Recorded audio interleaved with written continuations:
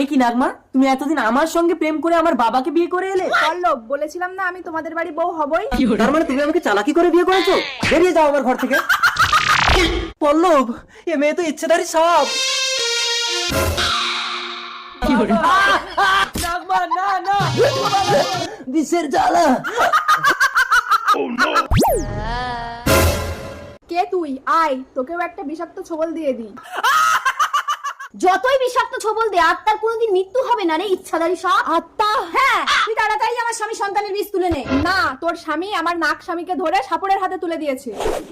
এ আমাকে কোথায় আনলি প্রেতাত্মা? এখানে তো নাক স্বামীকে এনে দিলে তুই আমার স্বামী সন্তানকে ফিরিয়ে দিবি তো? ঠিক আছে। না, তুই যা। দাঁড়া, আগে আমার স্বামী সন্তানকে ফিরিয়ে দে, তারপর তুই তোর নাক স্বামীর কাছে যেতে পারবি। ঠিক আছে, এই মনসাতলায় তোর স্বামী সন্তানকে নিয়ে আয়।